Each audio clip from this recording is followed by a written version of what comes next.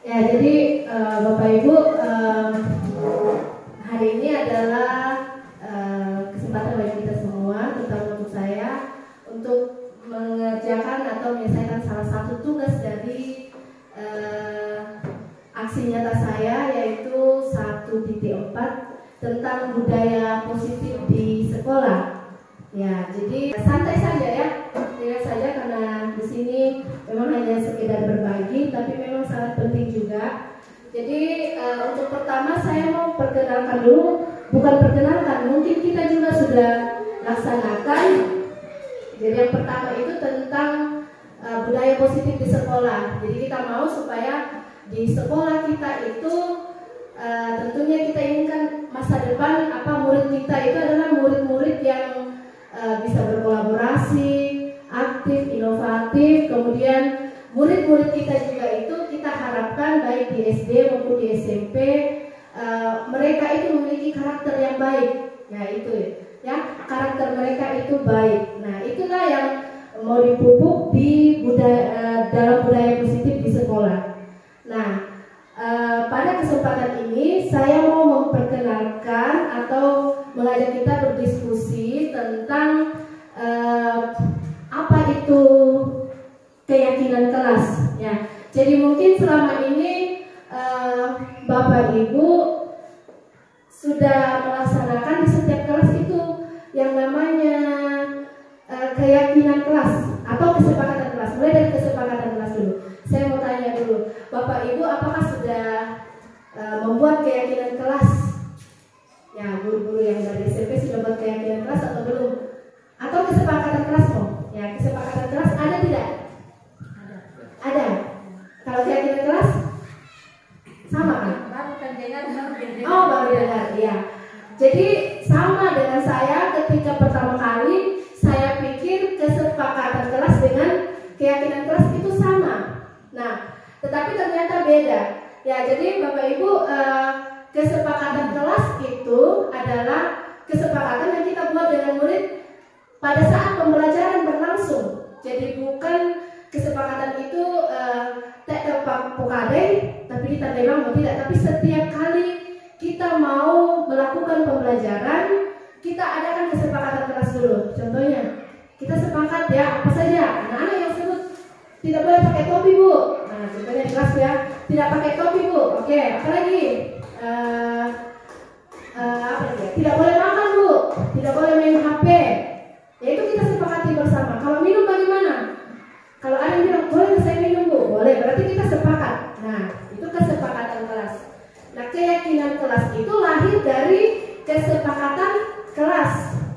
Jadi keyakinan kelas itu diambil dari di dunia ini ada yang namanya nilai-nilai universal ya, nilai-nilai yang kita yakini bersama di seluruh dunia. Contohnya kejujuran, ya di seluruh dunia kita meyakini adanya kejujuran, adanya kedisiplinan, adanya saling menghormati, saling menghargai.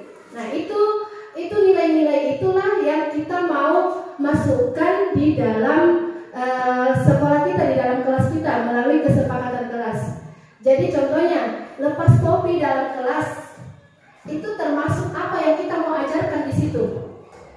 Ya, kedisiplinan. Nah itu sudah. Berarti keyakinan kelasnya adalah disiplin. Kemudian ketika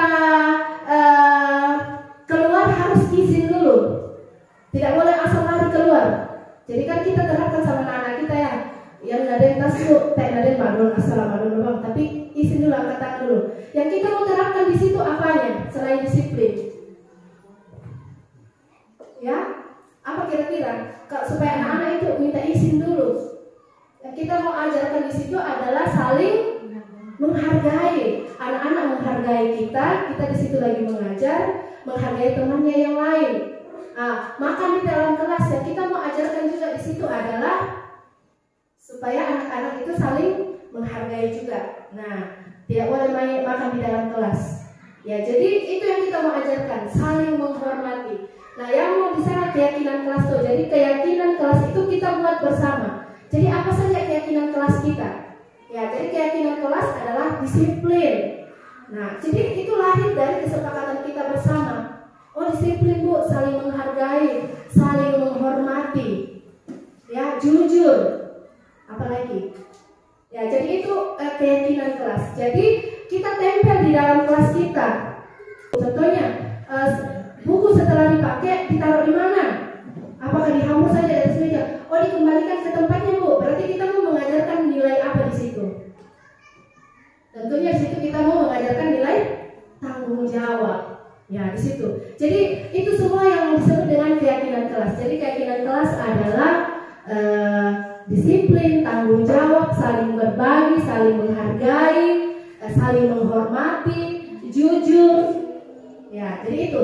Jadi nanti mungkin bisa juga dibuat di kelas kita masing-masing. Nah, itu perkenalan tentang keyakinan kelas. Jadi sudah bisa dibedakan. Kesepakatan kelas itu kita buat setiap kali kita mau mengajar. Apa kesepakatan kita hari ini? Kesepakatan kelas itu bisa berubah tergantung apa yang kita sepakati hari itu. Ya, itu. Contohnya juga ketika kita mengikuti Zoom meeting kan ada kesepakatan kita. Bolehkah matikan kamera atau tidak boleh? Itu kan namanya kesepakatan.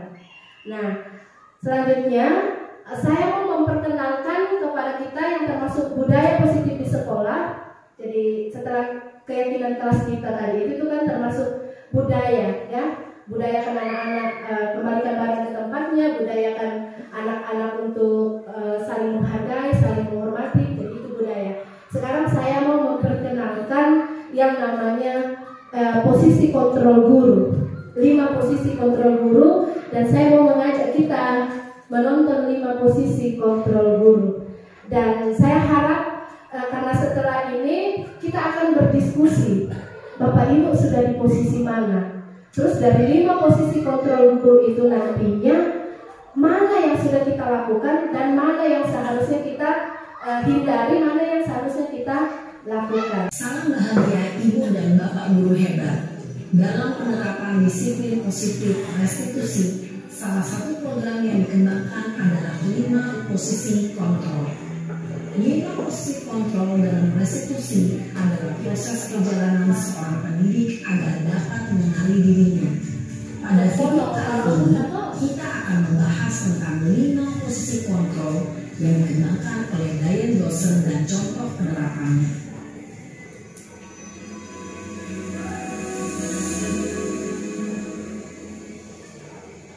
5 posisi kontrol itu adalah 1.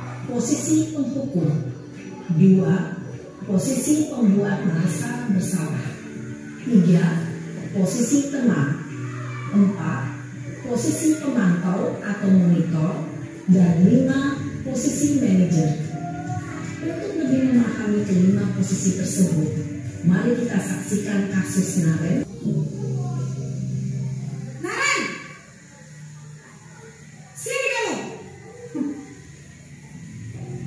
Selamat pagi, Bu.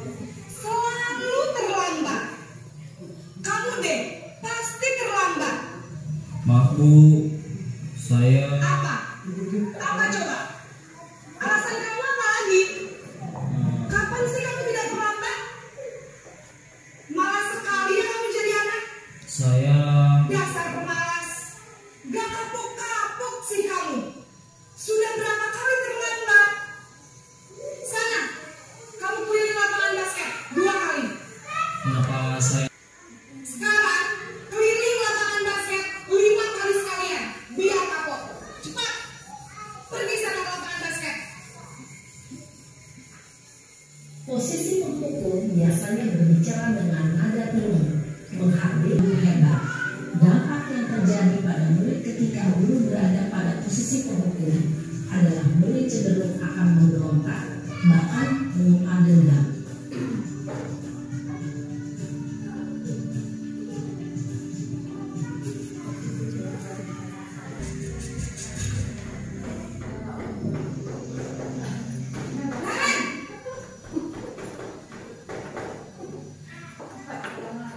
Selamat pagi, Bu. Kamu sudah sering terlambat loh.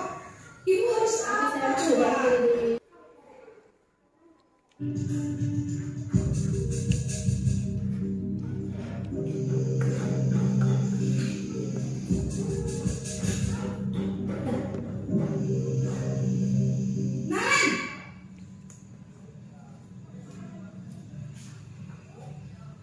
pagi Bu.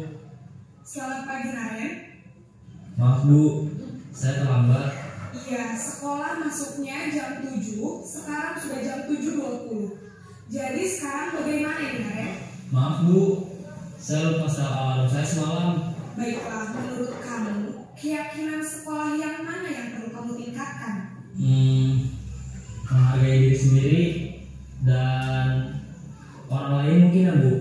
Setuju. Jadi, apakah Naren meyakini prinsip saling menghormati tersebut? Iya Bu, saya meyakininya. Apakah Naren bersedia memperbaiki masalah keterlambatan ini? Bersedia Bu. Bagaimana kamu akan perbaiki masalah keterlambatan ini? Saya akan coba untuk tidak lupa menyetel alarm saya Bu. Baik, kalau Naren lupa menyetel alarm di rumah, ada orang yang kira-kira bisa bantu mengingatkan tidak? Ada Bu, kakak saya, Kak Emma. Ada lagi selain Kak Emma? Selain Kak Emma, ada ibu saya. Baik, jadi yang mengingatkan Naren adalah Kak Emma dan ibu kamu ya? Kira-kira akan mulai set alarm kapan nih Naren? Setelah pulang sekolah, akan segera saya lakukan. Baik, jadi Naren akan setel alarm untuk bangun besok pagi dan akan diingatkan oleh kakak dan ibunda Naren ya. Ada lagi yang mungkin perlu dilakukan Naren agar tidak terlambat bangun lagi? Tidak ada Bu. Baik Naren, terima kasih untuk kerjasama kamu. Sekarang kamu perlu kembali ke kelas untuk belajar. Baik Bu, terima kasih. Posisi manajer adalah posisi kontrol yang disarankan untuk membimbing murid memiliki sikap disiplin yang positif, yaitu murid yang mandiri, bertanggung jawab, dan dapat memecahkan masalah. Tujuan dari posisi ini adalah agar murid dapat berefleksi atas tindakannya. Guru akan dengan tulus memberikan pertanyaan-pertanyaan bermakna, sehingga membuat murid dapat belajar dari kesalahannya dan mencari sebuah solusi untuk menyelesaikannya. Ibu dan bapak guru hebat, setelah mengamati adegan kelima posisi kontrol tadi, kira-kira posisi mana yang paling ideal? Posisi mana yang dapat menunjang motivasi intrinsik murid? Ya, tentu posisi manajer. Bapak Ibu, kita akan berdiskusi tentang 5 posisi kontrol guru yang tadi, ya. Jadi kita sudah menonton kasus Naren tadi. Di situ kita belajar bahwa ada 5 posisi kontrol guru, yaitu sebagai penghukum, sebagai pembuat rasa bersalah, sebagai teman, sebagai pemantau, dan yang kelima sebagai posisi manajer. Ya, jadi dari yang kita tonton tadi, kita pasti sudah tahu bahwa posisi yang paling bagus kita terapkan di sekolah adalah posisi manajer. Tetapi kenyataannya di sekolah kita, termasuk saya sendiri, sebelum saya memahami ini, saya paling sering berada di posisi nomor 1. Ya, ada yang sama seperti saya, ya. Ya, ya, posisi penghukum. Suka sekali, ya. Waktu sebelum saya memahami ini, ayo berdiri di depan kelas, angkat kakinya, pegang telinganya, ya itu. Atau berdiri di depan bendera ya, hormat bendera. Pernah dulu seperti itu ya, hukuman-hukuman seperti itu. Atau lari keliling lapangan. Itu 5 posisi kontrol guru. Jadi kita sendiri yang nilai selama ini saya sudah di posisi mana. Jadi menurut Bapak Ibu, mana posisi yang bagus-bagus kita terapkan? Teman atau bagaimana? Atau pemantau? Kalau menuju ke posisi manajer mungkin agak susah, tetapi diharapkan kita bisa. Kita diharapkan bisa menuju ke posisi manajer. Jadi posisi penghukum, kalau bisa kita ada dampaknya tadi ya pada posisi penghukum, membuat anak-anak merasa bagaimana tadi itu, dendam, bukan lagi menghargai gurunya, tetapi malahan memberontak ya. Tapi kita suka sekali lakukan hal-hal itu. Kemudian pada posisi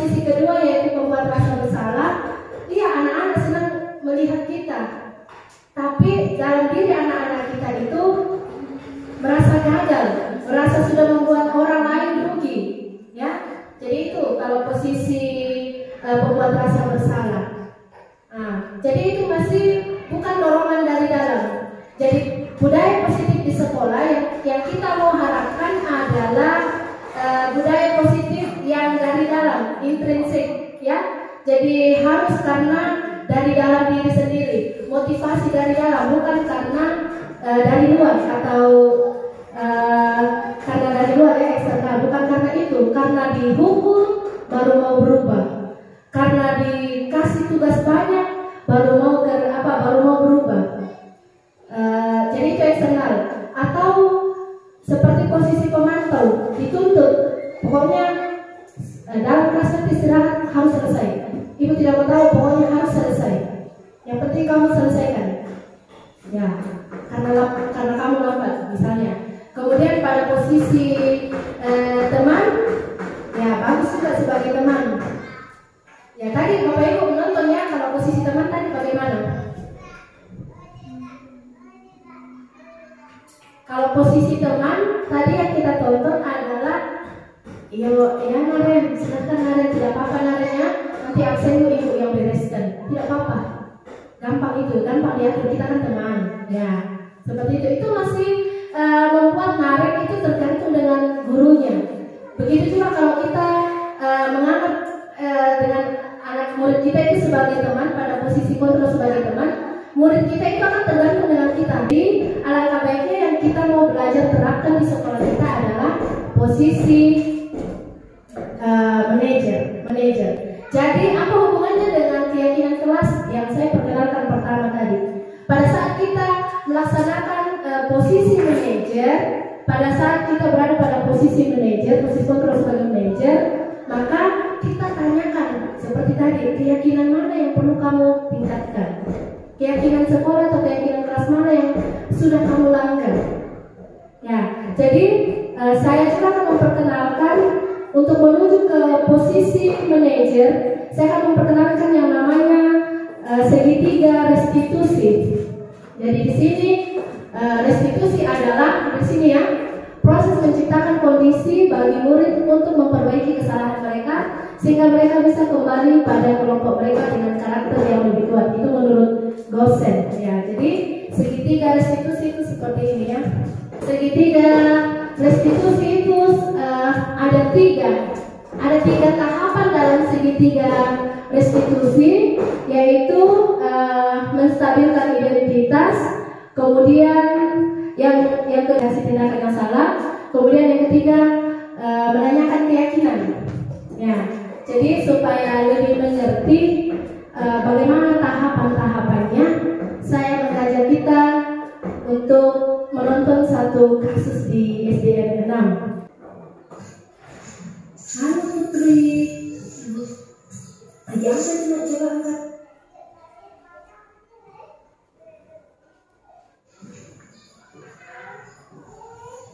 Ya, jadi ini anak-anak lagi kerja tugas, tetapi si Putri lagi main HP. Halo Putri, lagi apa coba angkat? Apa itu? Coba diangkat. Oh, jadi belum sempat kerja tugas ya? Ya, jadi nanti lagi HP-nya ya, simpan HP-nya. Ayo, kerja kembali tugasnya ya.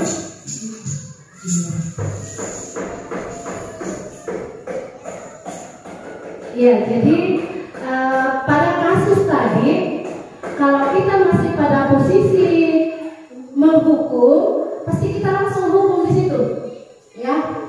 Atau boleh keluar, pulang saja.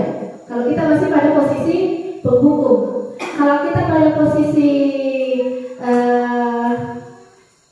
misalnya pemantau, pokoknya kerjakan atau malahan kita tambah.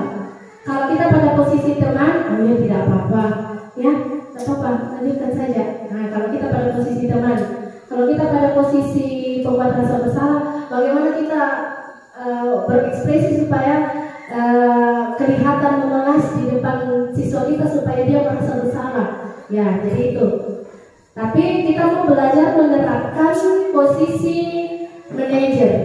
Ya, jadi kalau ada kasus di kelas kita, di sekolah kita, kalau ada kasus jangan langsung dihukum. Tapi kita mau belajar melaksanakan atau melakukan segitiga restitusi. Nah, seperti ini yang tindakannya ketika ada kasus ya. Kita panggil siswa kita.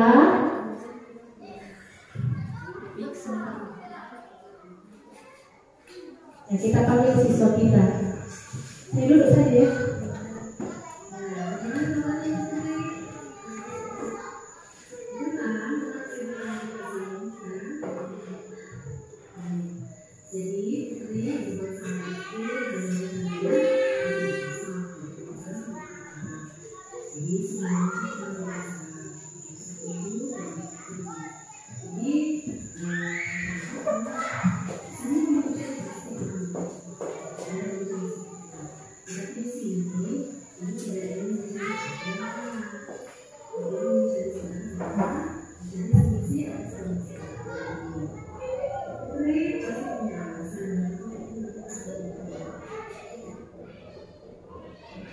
Ya, jadi pada segitiga restitusi yang pertama tadi adalah menstabilkan identitas.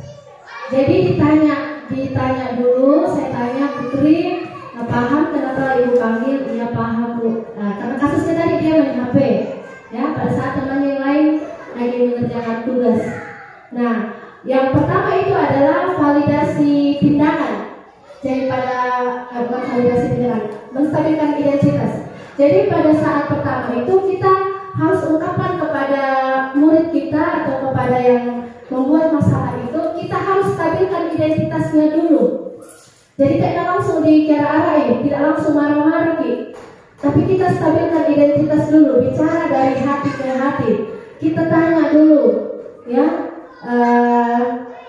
Kita tanya kenapa dia paham atau tidak, kenapa dipanggil, ya setelah dia jawab, baru kita stabilkan identitas. Cara menstabilkan identitas, kita katakan seperti ini, ya tidak apa-apa, ya tidak apa-apa berbuat salah, semua orang pernah berbuat salah, ya termasuk Putri, termasuk ibu, semua orang, teman-teman Putri juga pernah berbuat salah. Jadi seperti itu. Jadi kita stabilkan dulu identitasnya, buat dia merasa nyaman dulu. Nah, jadi kita buat dia nyaman dulu, dia pokoknya identitasnya atau dia merasa diterima dulu lah di situ. Dia tidak pada posisi merasa bersalah, dia tidak pada posisi ketakutan, dia tidak pada posisi menunggu akan dihukum bagaimana. Dia tidak, kita stabilkan dulu identitasnya. Itu langkah pertama pada segitiga restitusi. Jadi ini perlu kita terapkan di sekolah kita, baik sebagai guru. Kalau untuk kepala sekolah bisa juga menerapkan segitiga restitusi, tapi tanya murid, tapi kita guru tetap bisa itu. Ditanyakan seperti itu. Ya itu kalau untuk kepala sekolah. Nah, kalau untuk kita guru, murid kita panggil seperti itu. Kita bicara dari hati ke hati. Itulah sebabnya jangan sampai, biasanya kan selama ini kalau ada teman kita, teman-teman anak-anak kita di sekolah itu kan yang salah kan, penonton di bawah jendela, wih Pak kenapa wih, rame-rame menonton. Ya sebentar lagi dia akan dihukum, ya seperti itu ya. Apa kira-kira hukumannya? Nah, teman-teman yang lain menunggu. Nah, jadi kita tidak melakukan seperti itu lagi, tapi kita bicara dari hati ke hati. Kita stabilkan dulu identitasnya. Kita katakan bahwa tidak apa-apa berbuat salah karena setiap orang pernah berbuat salah. Nah, disitulah kita bisa menstabilkan identitasnya dulu. Jadi dia tidak merasa tertekan. Kemudian langkah kedua adalah validasi tindakan yang salah. Nah, kita lanjutkan.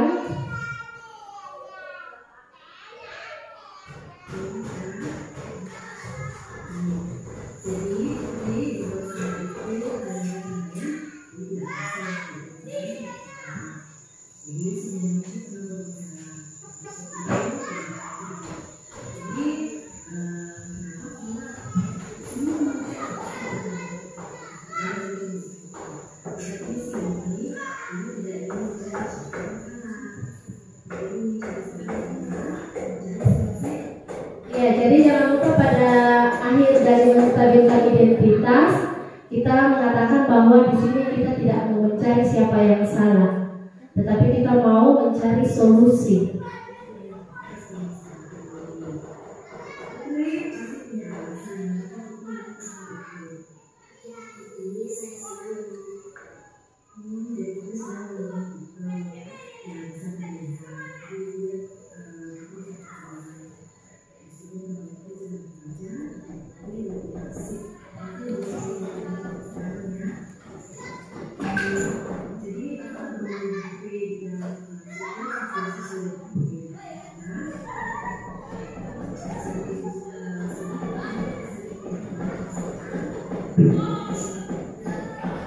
Ya, jadi pada langkah kedua yaitu validasi tindakan yang salah. Di sini kita setelah tadi mengatakan bahwa semua orang pernah berbuat salah, di sini ibu tidak mencari siapa yang salah, tapi mau mencari solusi. Nah, langkah kedua adalah ya validasi tindakan yang salah. Kita katakan apa alasanmu, kenapa berbuat seperti itu. Nah, pada posisi penghukum kan langsung saja kita hukum, tidak mau tahu alasannya apa. Ya, tetapi pada posisi manajer ini kita harus tanya apa kira-kira alasanmu. Dan dia bilang, iya bu, Putri bilang begini, iya bu, akhir-akhir ini saya senang bermain TikTok. Nah, jadi di situ saya tanya kenapa, dan dia katakan bahwa akhir-akhir ini dia senang main TikTok. Nah, apa yang dia senangi kita dukung dulu. Oh iya betul, saya bisa lihat, ibu bisa lihat dari wajahmu begitu senang, begitu ceria, kamu begitu semangat. Iya, ibu bisa lihat kamu memang senang. Iya bu, akhir-akhir ini saya senang bermain TikTok. Nah, setelah itu kita masuk pada menanyakan tindakan, ya, menanyakan keyakinan. Ya, kita tanyakan keyakinan pada langkah yang terakhir. Jadi langkah pertama kita menstabilkan identitas dulu, kemudian yang kedua validitas tindakan yang salah. Kita tanya kenapa, setelah dia ungkapkan baru kita masuk pada menanyakan keyakinan. Menurut Putri, apakah bermain HP di dalam kelas itu sudah sesuai dengan keyakinan kelas kita? Tidak bu. Nah, terus kita coba sebutkan apa saja keyakinan kelas kita, apa saja keyakinan yang telah kita yakini bersama. Nah, dia akan sebutkan, oh saling menghargai bu, saling menghormati, saling berbagi, saling bertanggung jawab. Nah, terus kita balik tanya lagi, dari tindakanmu itu keyakinan kelas mana yang kamu langgar? Keyakinan kelas mana yang kamu langgar? Nah, jadi dia akan jawab. Dia jawab sendiri seperti Naren tadi.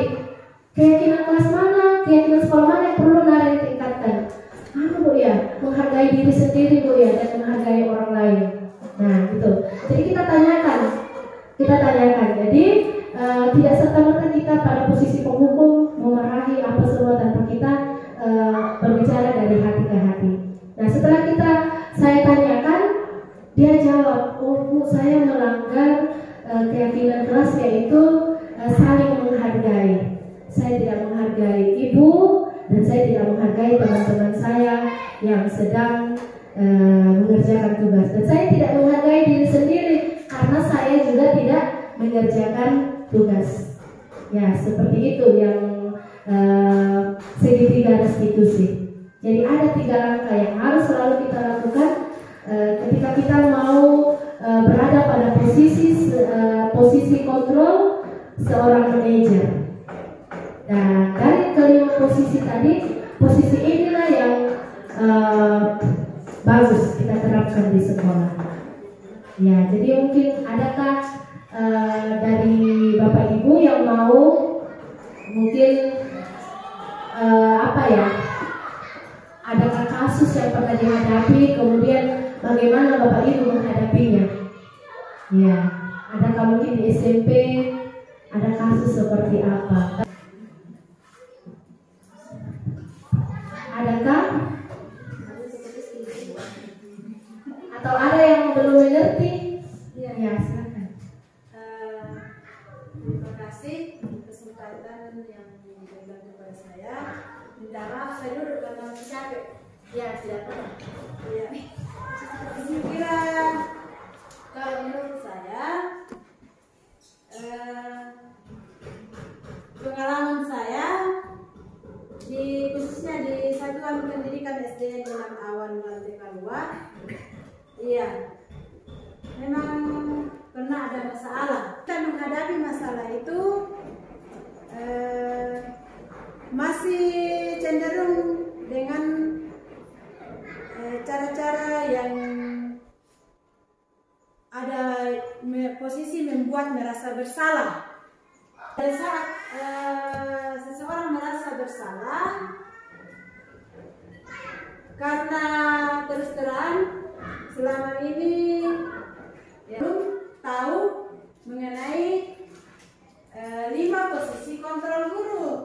Ya, jadi saya jujur, saya terus terang pernah melakukan atau mengalami posisi membuat merasa bersalah. Jadi di satuan pendidikan kita, ya, posisi penghukum itu sering terjadi, ya, dan posisi membuat merasa bersalah itu juga sering terjadi, ya, posisi sebagai teman itu juga biasa terjadi, posisi pemantau atau monitor itu juga sering terjadi, dan posisi manajer saya kira itu juga pernah terjadi di sekolah ini karena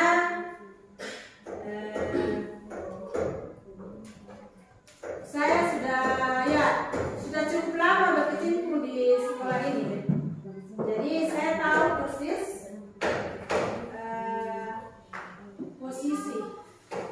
posisi atau masalah yang pernah terjadi di sekolah kita. Ya, jadi untuk menangani masalah ini, ya pasti pernah juga dialami atau dilakukan mengenai segitiga resiliensi.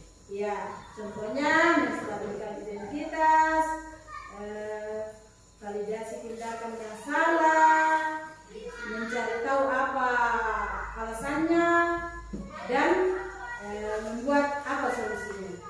Cukup sekian dari saya. Terima kasih. Ya, terima kasih Mungkin. Jadi terkadang kita melaksanakan posisi manajer, tapi kadang kita tidak sadar ya. Ya, tetapi kadang tidak selesai. Mungkin hanya pada menstabilkan identitas. Mungkin juga di sini jarang yang menstabilkan identitas dulu ya. Merasa anak, merasa nyaman dulu. Kita mengakui bahwa kita semua punya keterbatasan, kita pernah berbuat salah, tidak ada manusia yang sempurna. Mungkin kita jarang di situ ya, jarang di menstabilkan identitas. Mungkin kebanyakan kita langsung divalidasi tindakan yang salah. Langsung tanya apa alasannya, kenapa berbuat seperti itu. Ya mungkin kita langsung di situ ya, lompat. Ya, tetapi alangkah baiknya mulai dari menstabilkan identitas dulu. Kita stabilkan identitasnya dulu, baru masuk di validasi tindakan yang salah. Nah, pada langkah terakhir yaitu menanyakan keyakinan. Kita setelah kita tanyakan keyakinan mana yang sudah dilanggar, kita balik tanya, lalu apa yang harus kamu lakukan? Jadi solusinya itu bukan dari kita, dari siswa sendiri yang membuat solusi. Ya, jadi seperti Naren tadi, dia sendiri yang bahwa harus akan menyetel alarmnya.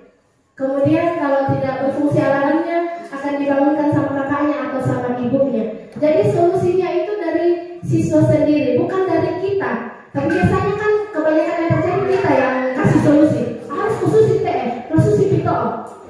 Ya, seperti tadi ibu tidak mau tahu, mungkin seperti itu ya. Jadi yang pertama itu stabilkan dulu, baru validasi tindakan, kemudian minta solusinya. Setelah itu kalau dia sudah, oh saya akan seperti ini. Seperti tadi saya tanyakan, Jadi keyakinan mana yang Putri sudah langgar? Menghargai, Bu, saling menghargai di situ yang saya sudah langgar. Terus apa yang akan Putri lakukan? Saya tidak akan bawa HP lagi ke sekolah, Bu. Nah, dari dia sendiri yang putuskan. Saya tidak akan bawa HP lagi. Terus apa lagi solusinya? Saya akan mengurangi bermain TikTok. Tapi ini contoh ya. Saya akan mengurangi bermain TikTok, Bu. Nah, seperti itu. Jadi mari kita belajar menanyakan keyakinannya. Jadi solusinya dari dia. Setelah itu kita tanyakan. Terus kapan mulai? Nah, apakah dia bilang minggu depan? Tapi biasanya langsung. Contohnya Naren, besok Bu, mulai nanti malam saya akan setel alarm saya. Nah, kita tanyakan kapan mulai laksanakan itu. Atau ketika membuat masalah, oh saya akan meminta maaf Bu. Terus kapan mulai minta maaf? Nanti Bu. Nah, seperti itu. Atau besok Bu. Terus kalau kasus terlambat, kapan mulai lagi cepat datang ke sekolah atau bagaimana? Atau bangun cepat? Mulai besok Bu. Jadi kita tanyakan kapan. Ya itu. Mungkin ada lagi dari teman-teman dari SMP, bagaimana adakah posisi mana yang sudah sering dilaksanakan? Apakah sudah ya? Silakan Kak Dedi. Baik, terima kasih kesempatannya. Saya dulu saja mohon maaf. Kalau dari saya selama ini ketika kurang lebih beberapa tahun sudah ada di SMP mengajar, yang saya hadapi itu dari beberapa 5 posisi tadi itu kecenderungan ada 3 posisi yang yang biasa saya lakukan. Itu pertama posisi memantau, kedua yang memberi merasa bersalah tadi itu, ya membuat rasa bersalah, dan kadang-kadang yang keseringan juga sebagai penghukum. Menurut saya memang yang paling bagus untuk dilakukan adalah yang kelima tadi, tetapi ada beberapa pertimbangan kadang-kadang yang membuat tidak sampai ke sana. Yang pertama itu pengaruh dari karakteristik siswa yang kita hadapi. Ada beberapa siswa yang ketika kita berhadapan kita langsung bisa berbicara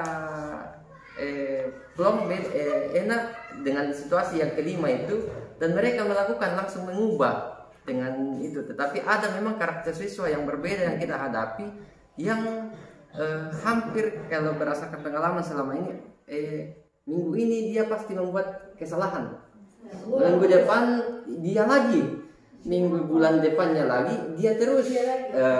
Kadang-kadang ini yang kemudian mendorong kita lari ke arah menghukum karena keseringan itu.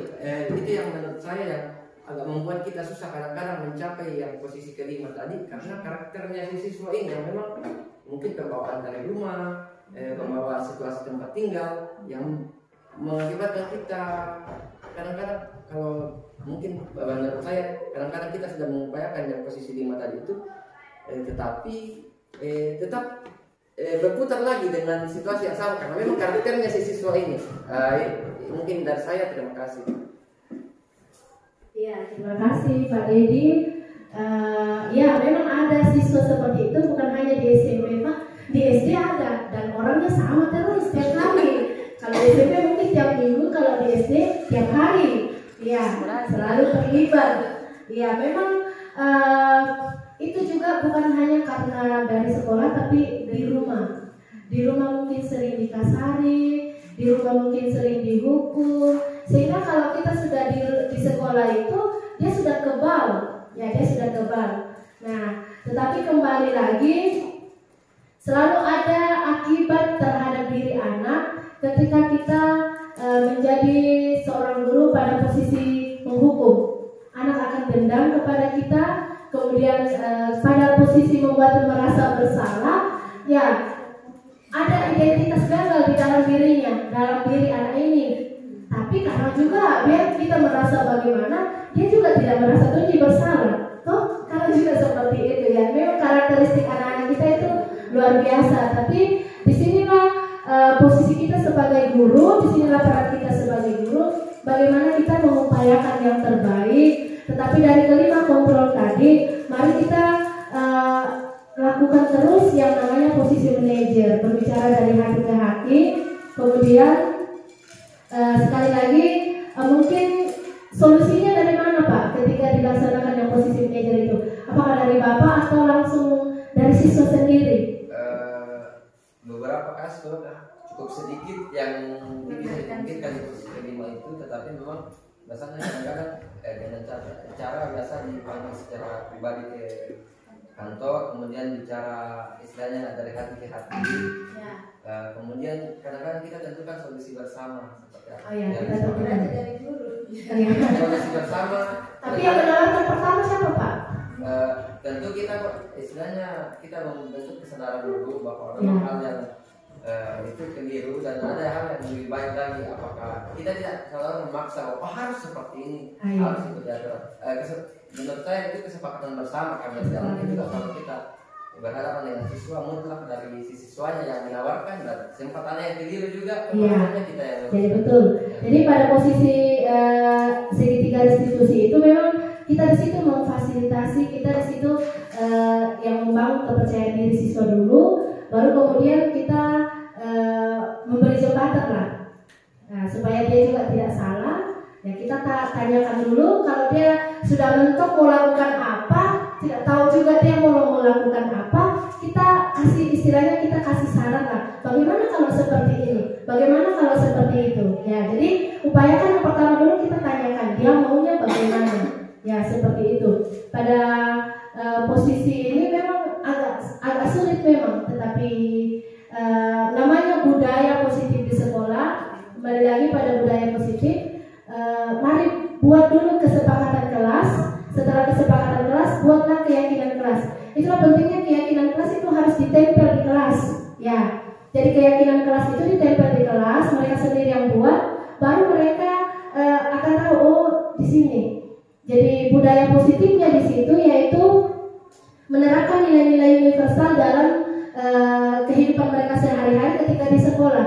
Dan itu akan lanjut ke rumah. Contohnya di sekolah apa yang kita yakini, contohnya tentang kejujuran, mereka juga akan melakukan itu secara perlahan-perlahan sampai di rumah.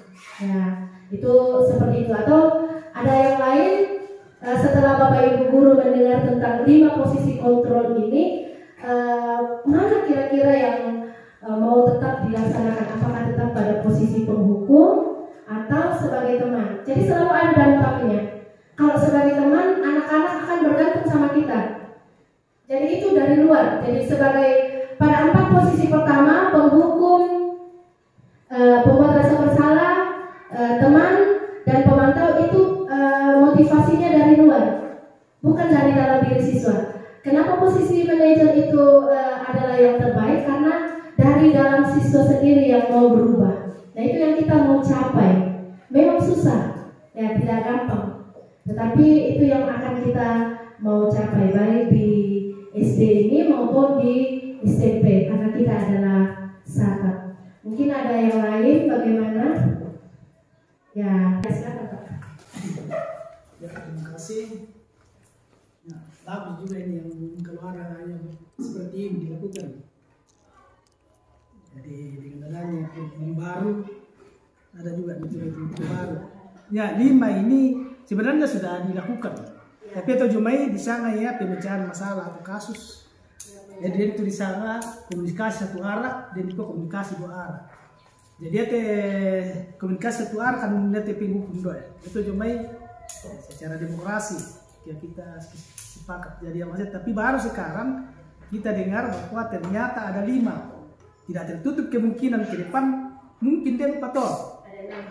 Pasti ada ya. Misalnya posisi guru, misalnya demokrasi, itu mengambil kesempatan dalam kelas kan.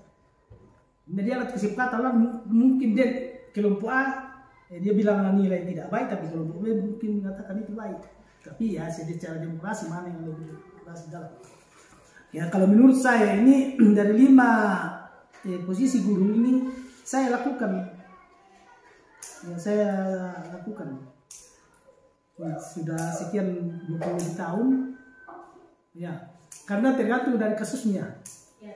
Kalau anak-anak itu memang kebal, kita tidak bisa tidak menggunakan posisi 1. Kalau memang itu cuma sedangkan dia tuh nambahin tak pernah salingan. Ya, tergantung dari situ. Ya, kemudian yang paling bagus ya yang kelima ini. Karena kita akan banyak berdiskusi dengan yang pembuat kasus. Kemudian kita bisa mengambil kesepakatan untuk mengatasi kasus yang dia lakukan. Nah, jadi sering ini dilakukan. Dan posisi kelima ini memang agak bagus dan mempan. Ya untung sekarang dihukum bersama siapa itu pihak ya terjadi dilapak kita orangnya kurikulum 75. Yang anak tanah terang ini memang di pasar dia tuh kepaton, rotan. Dia ya tejo papan teh sama kaki alami toh. Jadi kita bawa susi be kadang kopi. Di saya di misaki disoal dan disedan jo. Ada yang melakukan kesalahan itu yang diambil dan dipakai pukul belakang kiri. Nah itu namanya peninggalan dari didikan kolonial. Nah sekarang ini kan kita sudah merdeka, kurikulum merdeka lagi, lebih merdeka lagi. Ya. Nah ini yang harus dipertahankan, kemerdekaan hak asasi. Jadi anak-anak itu memang perlu didikan, tapi tak juga telah mengilu tu guru. Dia digunakan itu metode ya tejoma nete, nanti pokok mau penghukum nete siapa, tak telah bisa mengilu. Jadi tanggung jawab berat bagi kita, memanusiakan manusia. Menjadikan manusia yang menjadi manusia yang betul-betul diharapkan sesuai dengan amanat undang-undang. Tak telah sosok. Karena itu tantangan. Saya tidak mungkin kita mendidik anak yang sudah pintar. Itu tidak mungkin. Tidak mungkin mendidik anak yang sudah cerdas atau sudah tidak bermasalah. Itu tidak mungkin. Yang kita harus komitmen semua bagaimanapun kita akan menyelesaikan masalah itu dengan baik, kemudian kita akan membuat anak itu baik. Saya kira itu yang saya sempat sampaikan. Ini mohon maaf. Ya, terima kasih Pak. Kelima ini seperti yang Bapak Edi juga sampaikan tadi, mungkin dengan terpaksa kita ambil posisi penghukum, ya, dengan terpaksa. Tapi yang saya lihat di kampung kita ini, anak-anak itu susah apa ya? Kalau kita mau haus-haus sampai jadi, tapi malah mereka mendengar ketika kita kasar. Ya, jadi memang bertolak belakang dengan yang diharapkan. Tetapi bagaimanapun ya, karena kita sudah pada kurikulum merdeka, bagaimana kita pendidikan harus berpihak pada murid. Bagaimana kita supaya sekolah kita juga itu budaya positifnya bisa kita tingkatkan, bisa kita pupuk dari hari ke hari, ya kita belajar melakukan pada posisi kontrol sebagai seorang manajer.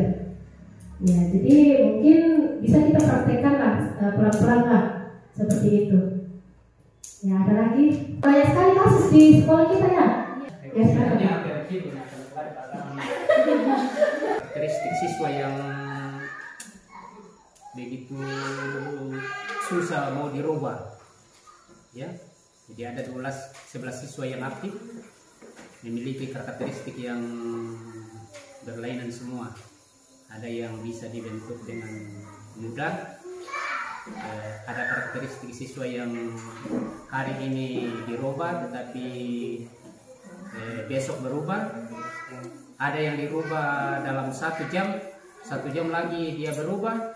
Nah, membuat katakanlah kesabaran kita itu hilang. Nah, dari 5 kontrol tadi semuanya saya lakukan, kecuali saya belum terapkan yang kelima. Awalnya saya sudah menggunakan kontrol pertama menghukum. Saya suruh yang memang bandel lompat kakak masuk di kelas, push up, tetapi lagi-lagi tidak mempan. Kedua, saya menggunakan yang merasa bersalah, bagaimana saya memberikan pemahaman kepada anak supaya dia sendiri yang mengolah di dalam pikirannya merasa bersalah, tetapi itu juga tidak mempan. Saya menggunakan yang ketiga, yang berteman, menyapa dengan mengusap anak, menjadi teman saya diambil-ambil mau untuk merubah, mau bagaimana supaya yang dimaksud itu bisa diterapkan anak, tetapi juga tidak mempan. Tetapi Bapak Ibu memberikan arahan bahwa itu mungkin penghukuman eksternal yang namanya itu motivasi eksternal, makanya biarlah saya tanggung sendiri. Olehnya itu motivasi yang saya terima hari ini dalam hal menghadapi karakter anak seperti ini, saya bersyukur kita harus tabah bagaimanapun, karena kita harus mendidik anak yang lebih baik. Bukan berarti anak berbuat seenaknya saja dalam karakter yang tidak diinginkan lalu kita menyerah, tetapi dengan adanya materi-materi yang kita terima hari ini, kita berupaya untuk membentuk karakter anak. Dan satu harapan saya bahwa kalau menghadapi teman anak-anak, tolong rekan-rekan untuk membantu dalam hal bagaimana membentuk karakter anak-anak di kelas 4 sekarang ini.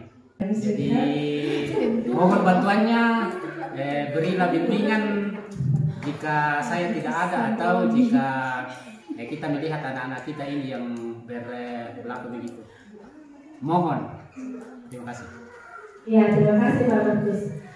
Ya, jadi betul sekali bahwa karakteristik siswa menuntut kita untuk selalu pada posisi menghukum.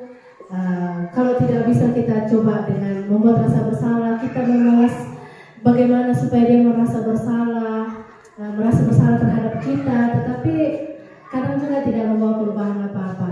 Tetapi saya sampaikan bahwa anak-anak akan berubah, tapi mungkin hanya dalam jangka 1 minggu, toh akan berubah. Berikutnya akan berubah seperti semula lagi. Jadi itu kenapa? Karena itu hanya motivasi dari luar, hanya karena dorongan dari luar. Tetapi kita mau supaya motivasi anak itu berubah dari dalam. Ya, jadi bagaimana kita berusaha supaya anak-anak itu bisa berubah dari dalam. Salah satu caranya tadi adalah buatlah keyakinan kelas bersama dulu. Kesepakatan kelas menjadi keyakinan kelas. Jadi yang dibuat di dalam kelas itu adalah dari kesepakatan kelas dulu ya. Nah, ya karena dari situ ketika anak-anak itu melanggar, ketika anak-anak itu berbuat seperti yang tidak disepakati bersama, kita kembali tanyakan, loh kan kita sudah sepakat, kita sudah meyakini nilai-nilai itu. Ya, jadi mereka sendiri akan, oh iya kan kita sepakat, kita meyakini nilai-nilai seperti itu. Jadi akan berubah dari dalam diri anak itu sendiri. Jadi kita mencoba khususnya untuk kita wali kelas, karena kalau di SMP itu guru kelasnya ya, wali kelasnya cuma 1, sementara guru mata pelajaran itu hanya masuk pada jam-jam tertentu. Ya, jadi cobalah buat keyakinan kelas itu berangkat dari kesepakatan kelas. Jadi kesepakatan kelas beda dengan keyakinan kelas. Kesepakatan kelas dibuat pada saat kita mau mulai pembelajaran, ya apa yang kita sepakati saat ini. Nah, jadi bagus anak-anak sendiri yang buat tempel di dalam kelasnya supaya mereka bisa lihat setiap hari. Ya, ketika literasi mungkin mereka akan lihat, oh iya seperti ini yang saya mau lakukan. Ya, jadi kita mencoba supaya perubahan itu berasal dari dalam dulu. Karena kalau dari luar terus kita akan stres. Ya, kita akan berusaha mencoba sepertinya kalau merubah mereka, tetap tidak akan bisa atau hanya bertahan sebentar.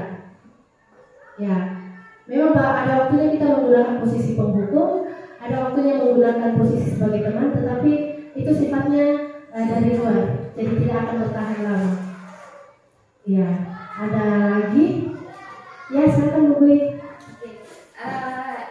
materi yang sangat menarik sekali buat kami, khususnya guru SMP, karena permasalahan siswa yang kami hadapi juga dibawa sebenarnya, karena sama-sama kita menghadapi masalah siswa itu sangat beragam sekali di sekolah. Terus dari materi ini membuka pemikiran kami, khususnya kami, karena ada beberapa masalah yang kami pusing, mau bagaimana ya cara penyelesaian masalah ini. Dan dari materi ini kami bisa mendapat kesimpulan, mulai terbuka pemikiran sedikit bagaimana cara menghadapi siswa. Mungkin untuk kasus saya ada beberapa yang dari segitiga institusi ini sudah ada beberapa langkah yang saya laksanakan, dan di bagian paling terakhir itu mungkin solusinya itu mungkin masih dari saya. Dan ternyata di sini setelah saya mendapat materi ini, ternyata solusi itu dari siswa sendiri dulu. Dan saya sering mendengar tentang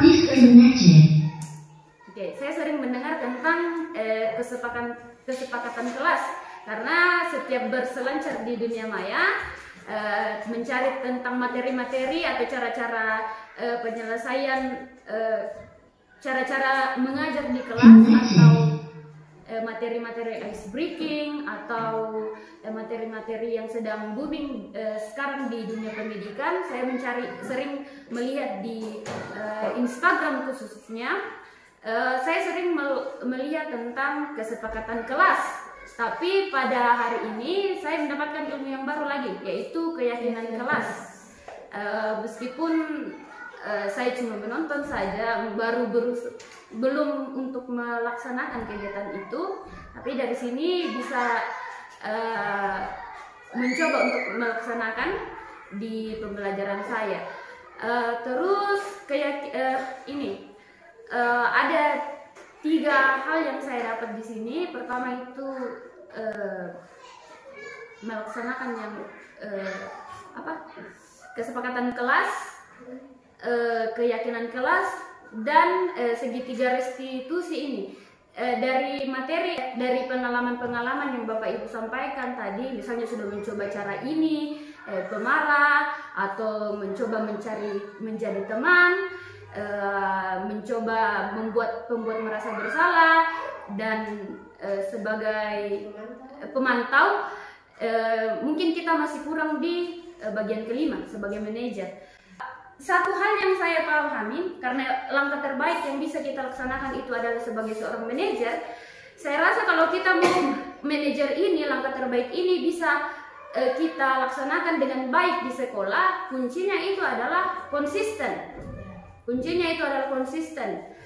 Meskipun hari ini kita melakukan itu dan misalnya gagal, atau anak-anak melakukan kembali kesalahan seperti itu di kemudian hari, mari kita lakukan seperti itu lagi. Kalau menurut saya, mungkin mari kita mencoba bersama-sama. Apalagi kami di guru SMP itu yang permapel, beda guru, beda karakteristik mengajar, bagaimana cara menghadapi siswa, tapi bagaimana kita bekerja sama, terkhusus untuk rekan-rekan saya di sini, kita konsisten melaksanakan yang kelima itu. Kalau memang itu adalah salah satu cara terbaik, meskipun hari ini gagal, kita coba lagi. Misalnya di materi pelajaran ini kita gagal, materi yang kita gagal itu di mata pelajaran lain, siswa melakukan kesalahan itu, kita sebagai guru yang lain itu kita mencoba menjadi manajer, jangan langsung berubah jadi penghukum atau menjadi teman. Kita konsisten, semua guru itu adalah manajer. Mungkin agak berbelit-belit yang saya sampaikan. Sekian. Iya, terima kasih Bu Dwi ya. Sangat bagus sekali. Pada awal ketika saya mempelajari juga tentang posisi manajer ini, sempat saya berpikir seperti ini. Kita kan di awal kan menstabilkan identitas. Saya berpikir seperti ini. Wah, jangan-jangan kalau kita laksanakan posisi manajer ini, anak-anak akan malah sering berbuat salah. Kan tidak apa-apa jika kita berbuat salah. Nah, Saya sempat berpikir seperti itu, tetapi ternyata itu pemikiran yang salah juga. Tapi mungkin juga ketika Bapak Ibu menonton tadi, pasti akan berpikir juga, wah kalau kita melakukan ini, yang nggak apa-apa nak, berbuat salah. Tapi tujuan dari posisi sebagai manajer itu bukan supaya anak mengulangi terus, tetapi justru yang kita mau dapat di situ adalah anak memperbaiki lakunya. Jadi anak akan berusaha untuk mengubah apa yang tidak semestinya dia lakukan. Ya, jadi seperti itu. Jadi pemikiran saya awalnya keliru, tetapi mari kita tetap lakukan seperti yang Bu Dwi tadi katakan bahwa kalau gagal lagi kita lakukan lagi secara konsisten. Dan saya sudah mencoba melaksanakan ini pada ketiga anak kemarin itu waktu menghadapi kasusnya. Mereka curhat, mereka bicara dengan enak ketika saya menstabilkan. Setelah saya menstabilkan, mereka bicara, oh iya begini. Nah terus saya tanya, awalnya yang mereka malas bicara, justru malah mereka cerita, oh begini.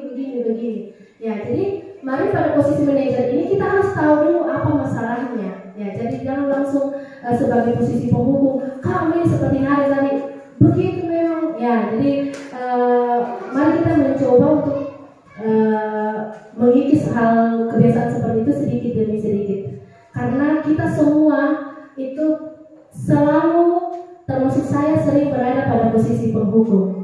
Ya, tetapi ternyata hal itu tidak baik. Jadi mari kita lakukan ini, dan ini sifatnya harus secara pribadi. Ya, artinya siapapun yang menghadapi itu lakukan segitiga restitusi itu secara pribadi.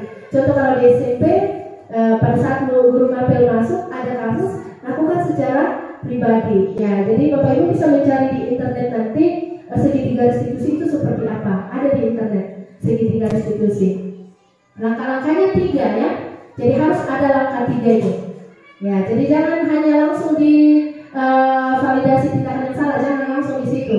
Tapi berurutan dari bawah. Kalau gagal lagi, ulangi lagi. Karena itu namanya budaya.